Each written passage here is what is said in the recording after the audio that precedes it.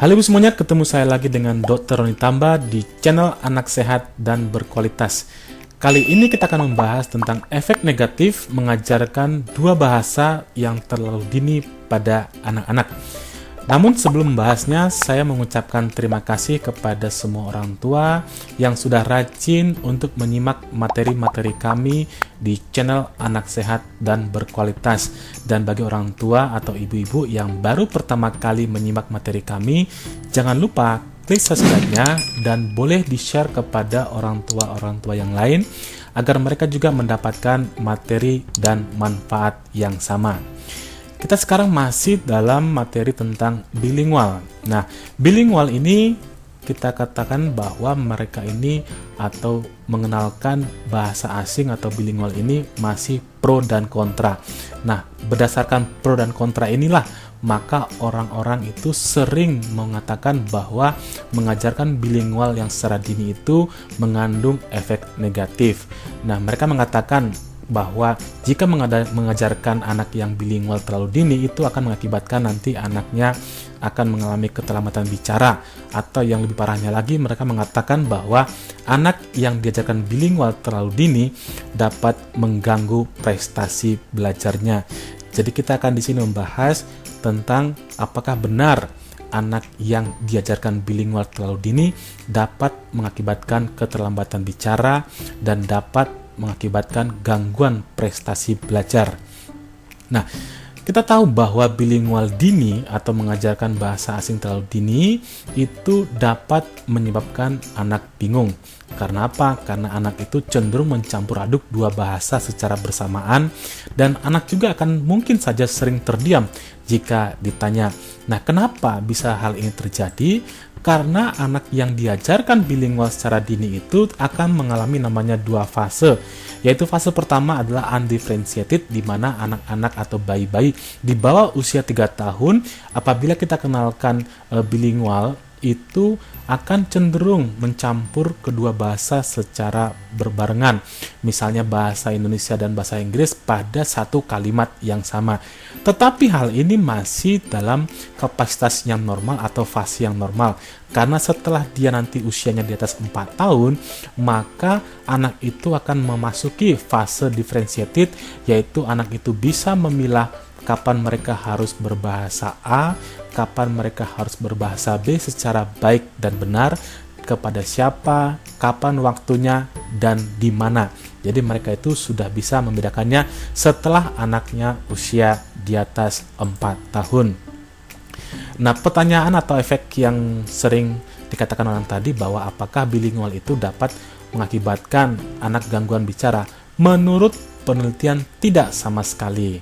Tetapi mungkin saja orang tua akan mengatakan bahwa kecepatan bicaranya akan lebih terlambat dibandingkan dengan anak-anak yang diajarkan hanya monolingual atau hanya satu bahasa.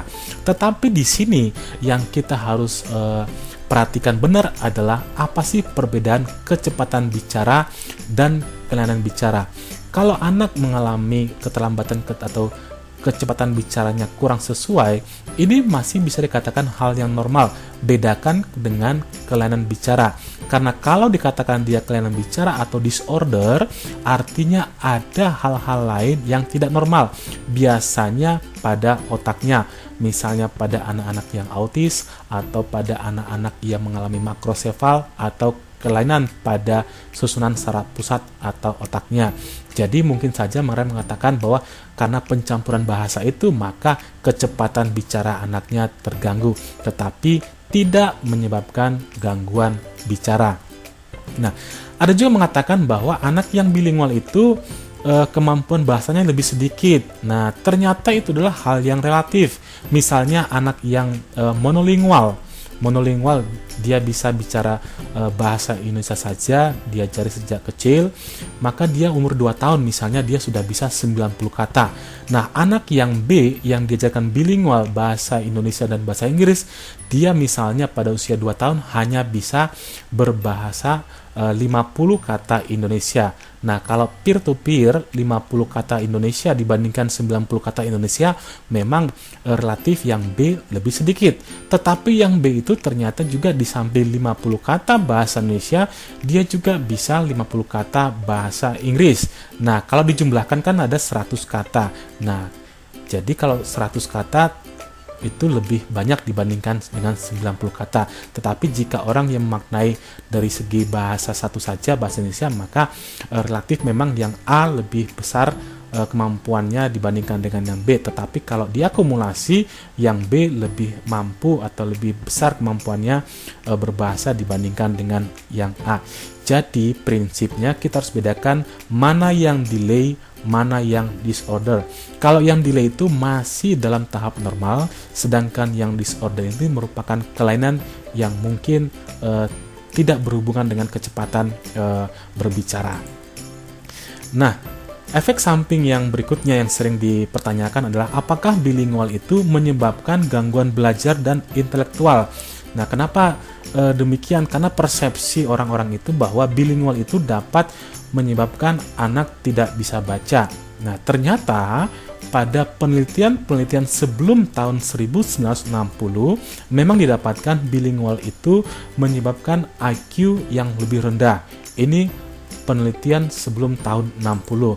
Dan faktanya bahwa setelah tahun 60 seluruh penelitian sepakat bahwa bilingual itu dapat meningkatkan kognitif atau kemampuan pikiran seorang anak, dan bahkan kemampuan memorinya juga lebih meningkat dibandingkan anak-anak yang monolingual. Kemampuan otak anak yang bilingual itu lebih bekerja lebih bagus ketika mereka bisa berbahasa berbeda kepada orang-orang yang berbeda. Jadi bahwa yang mengatakan anak yang bilingual itu kemampuan belajarnya dan intelektualnya menurun itu adalah hal yang salah. Nah, inilah satu penelitian yang meneliti tentang kemampuan daya pikir atau cognitive advantage pada anak-anak atau anak-anak yang diajarkan bilingual sejak dini.